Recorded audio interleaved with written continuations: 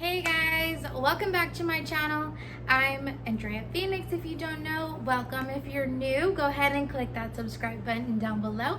Become part of the AP squad. For you today, guys, I have my NCLEX experience, what I studied for my NCLEX, and the steps that I am taking after. So let's get into it. All right, guys. So for my NCLEX experience, I set aside about three and a half weeks for me to study for my NCLEX. I know they say take like a month, 6 weeks. I was like, that's too long. For me, I need to basically cram. That's how I can be able to process things and put it in, spit it back out, and like know that I know my stuff. So I'm gonna be 100% honest with you guys. So yeah, I gave myself 3.5 weeks, but throughout that 3.5 weeks, I probably studied a few times. I'm just gonna be honest. So like I didn't study every day, not at all. The days that I did study, it was probably about 30 minutes, if that. I really could not just sit down and focus and read those long books and all of that. So instead I did just question banks. That's it, because I couldn't sit there and read through the whole book again, go through every little detail. I needed questions. So all I did for studying beforehand was questions. That's how my brain works. That's how I'm able to retain stuff and get my knowledge and put it back out on the test. I was really afraid for the test, and so I just did all that I could for the questions wise, and it was literally maybe 30 minutes when I actually did do them, and that was about it for the day. There was days that I completely missed and didn't do anything. It wasn't really up until the last maybe 3 solid days before my test that I actually sat down for consecutive hours and went over like lab values, med surge things.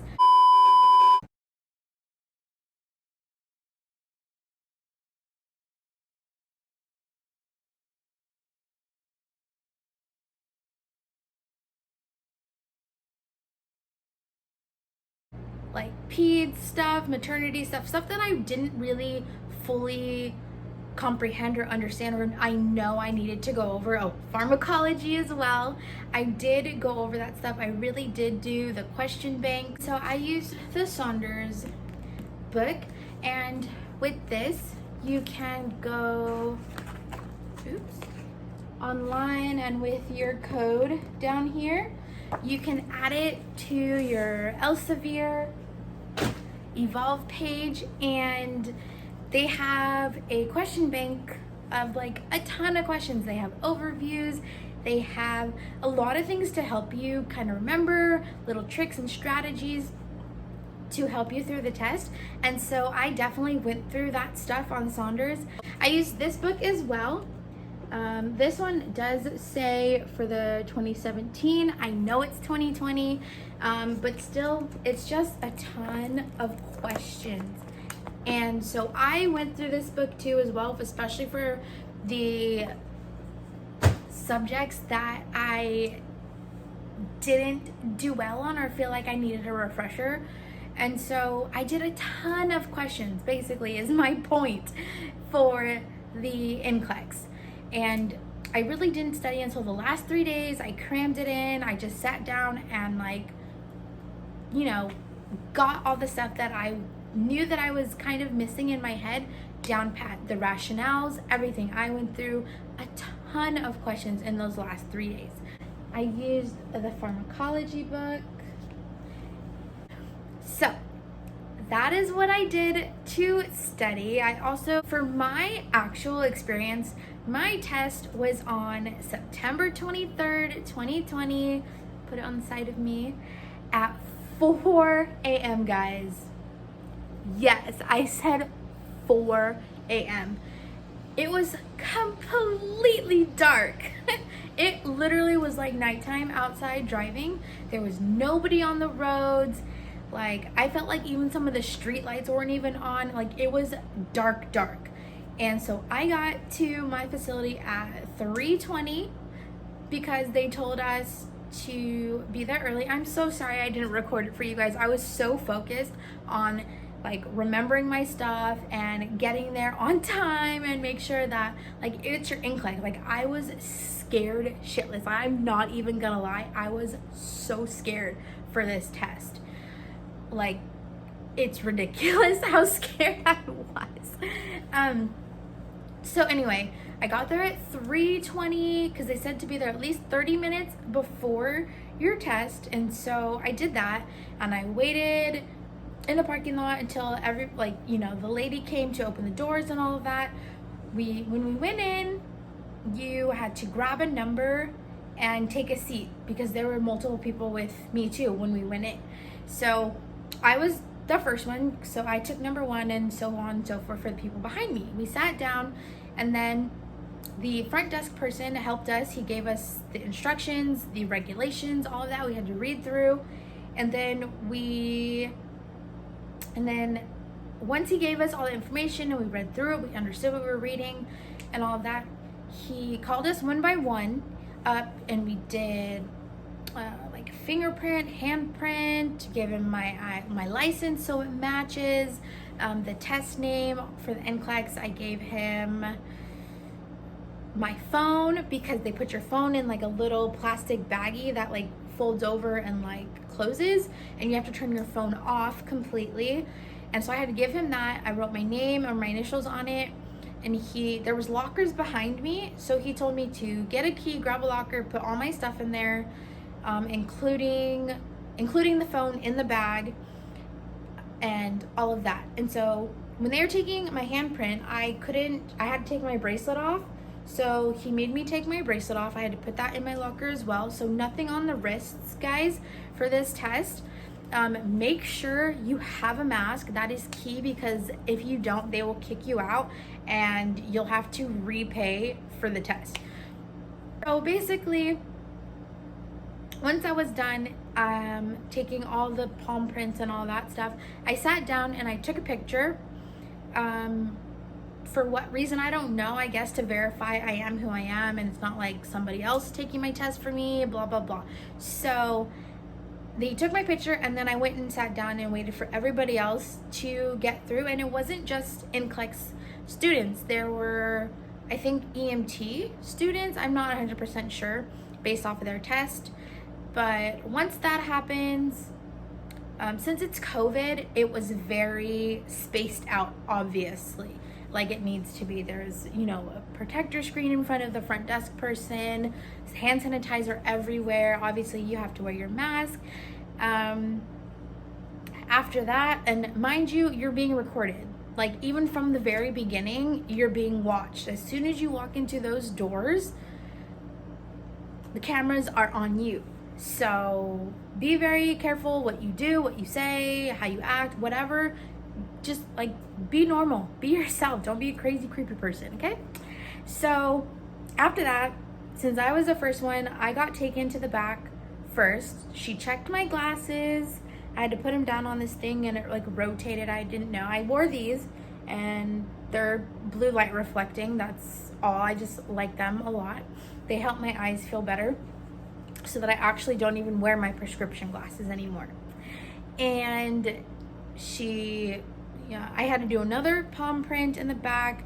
She explained the whole computer thing to me, my area, my situation. I had noise canceling headphones for my test and all of that. So it was a great setup. They did an excellent job with the whole sanitizing. I watched her clean my desk, everything. Like, it was good on the sanitation and the distance and all of that. So very good regulation. As far as my test, I can't go into it because I could get in trouble based off of like the questions and all that stuff. I'm just gonna let you know I got 70 questions on my test. It is the modified version. If you guys don't know, there is a modified version right now of the NCLEX because of COVID. So it is a shorter test. It's 4 hours instead of 6.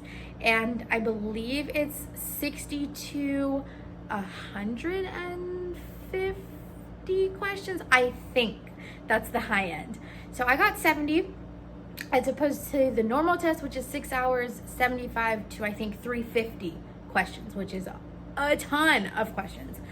Don't quote me on the number range except for the minimums. I don't know the maximums like off the top of my head. Sorry guys. So that was my experience. It was absolutely hard as fuck. I say that in the sense that when I was done, I felt like a dumbass after that test. And I know some people say like, oh, it's super easy, blah, blah, blah. I honestly felt like a dumbass after that test.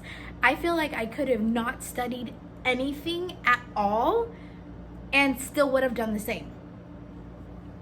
So for me, I mean, I'm glad I studied because I knew my stuff and, I felt better about it. I went in more confident, but afterwards I still felt like a dumbass and felt like I could have just not studied. But in the end, I passed, guys. Your girl's officially a nurse. I passed. So that is excellent. That is the point. I'm so happy. And I do have my license now. So after your test, you can either do the little trick and see if you passed. It like pops up a good or bad message, whatever. I tried it. It didn't work. So if you do it that way, you can like find out your special like message or whatever and see if it's good or bad. That means if you passed or not. But I personally, I just waited the 48 hours to do the quick results. And it literally does take the two full days, the 48 hours. I kept clicking refresh, like just show me if I pass. It was so nerve-wracking, so much anxiety, guys, about it. But once I clicked on it and it loaded, like my heart was pounding out of my chest waiting for my phone to load to show me if I had passed or not. And then I passed. Oh my gosh, I was so excited. And so after you are shown that you're passed, you want to apply for your license. And so for this, you need to follow these steps. We'll go on breeze.com where you first, register to get your eligibility letter and all of that. You'll go back onto Breeze, see if your application dashboard has updated, and it will say apply for initial vocational license. And so when you do that, you're going to go through all the little questions that they have. You don't need to add any more paperwork unless your particular case you need to. I'm not sure what that case would be, so I'm sorry for that. But if you do need to add extra paperwork, you'll do it in these steps in the website, and then you'll pay $220 as of right now, which is September 2020. You will pay $220 for your license, and that is where you will get the number. And so once you do that and you pay, you'll have to wait another 48 hours. I know they always make you wait 2 days, but 2 days isn't that bad, let's be honest. But it is kind of nerve-wracking when you're trying to look for a job and try to, just get the ball rolling. So you basically wait 2 days and they give you your license number. And I'm not going to show you mine, but I got my license number, and so I'm all ready to go. And now that I have that, I'm able to apply for jobs, and people have, you're allowed to apply for jobs, and you can officially feel so happy, and it's permanent. You are a nurse, you are licensed, you are ready to go. Yeah, oh my God, guys, it's so exciting.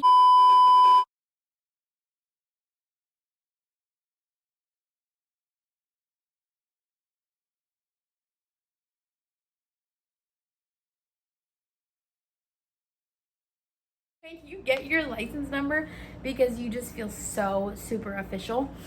I have been applying to jobs since I left, since school ended, basically. I've been applying everywhere, I'm telling you, all over the place. So I had an interview this morning, I have an interview on Thursday, I have an interview on Friday, I have 2 interviews next week. So I have a lot of interviews coming up, and I'm just hoping for a good pay rate and a good work environment and something that I can really like get my skills down and work so that I can move into a hospital if I don't already get a hospital job. I really want to be in a hospital, and in California, sadly enough, it's not that easy for an LVN to get into a hospital. You really need to be a CNA or a registered nurse or some type of other. They don't really pick the LVNs, but there's always a chance. And if you have the right credentials, the right experience, why not? So that's all I have for you guys. That is where I'm at in life. That is what happened. That's what I studied. I hope it helped. If you guys have questions for me, please feel free to comment down below. Let me know where you're at in your journey, where you're going, what you're doing, how you guys are doing. If you have any questions for me, feel free to ask. I'm open. And you have my Instagram. Here it is again. So feel free to hit me up whenever. DM me, write me a message. Doesn't matter. I'm here for you guys. I respond. I love you guys. I'll see you in the next one. Bye.